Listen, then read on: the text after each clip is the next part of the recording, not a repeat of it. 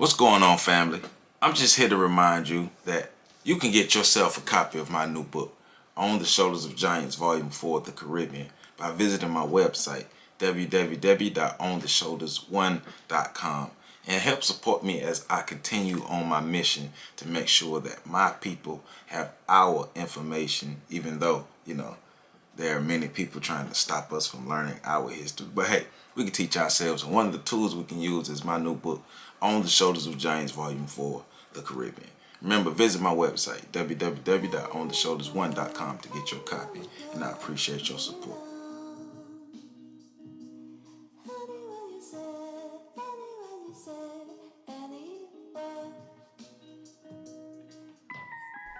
Aunt Polly Jackson. The exact date of the founding of the Underground Railroad is unknown.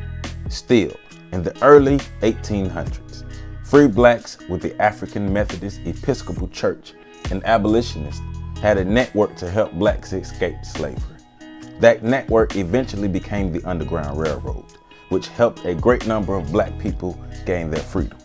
The Underground Railroad helped blacks escape going north, as well as escaping to Florida and some to Mexico.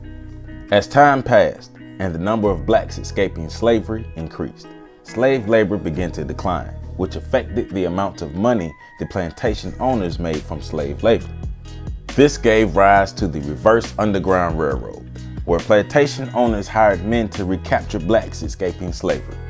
Some of the people recaptured were returned to their owners, and some of the people were resold for profits. The people who were recapturing the blacks were called anti-abolitionists.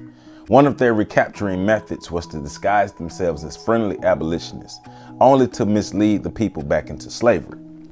Escaping slavery was an impossible task that many black people conquered. Taking up arms was necessary to protect themselves.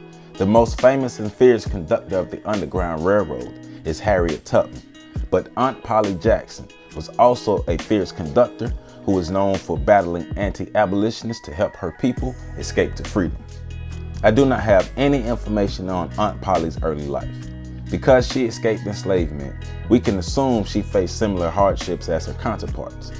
Aunt Polly escaped north along the Ohio River and found her freedom in a settlement called Africa in Ohio. Africa was a settlement created by blacks who escaped slavery. It allowed blacks to have land and create a life for their families. Aunt Polly was able to buy land and settle on a farm in Africa. Because Africa was located along the northern route of the Underground Railroad, residents living in Africa often helped blacks escape slavery. They were often victims of raids by anti-abolitionists. Aunt Polly witnessed the anti-abolitionists terrorizing her people, so she decided to help her people. She became a conductor on the Underground Railroad, but she would carry a butcher's knife and a boiling pot of water. To disguise herself, she dressed as an older woman. The disguise allowed her to not be attacked by the anti-abolitionists because they did not see elderly blacks as a threat. Disguised and armed, Aunt Polly would help blacks to freedom and literally fight off anti-abolitionists attempting to re-enslave black people from escaping slavery. She was so successful at fighting off anti-abolitionists that she gained a reputation in the settlement of Africa. Over time, Aunt Polly's reputation grew with anti-abolitionists, so she became more strategic with how she helped blacks escape. She began attacking the anti-abolitionists at night, using her butcher knife to stab and cut the anti-abolitionists, also throwing the pot of boiling water at the men. She became very known for pouring boiling hot water on a number of anti-abolitionists. Aunt Polly was not the only person fighting off anti-abolitionists, but she became famous because of her tact and success. She, along with others fighting for the freedom of enslaved blacks, would help slow down and eventually end the anti-abolitionist system.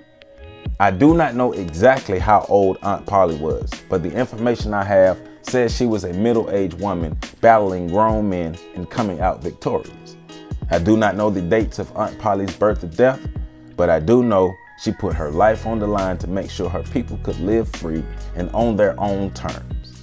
To Aunt Polly Jackson, we proudly stand on your shoulders.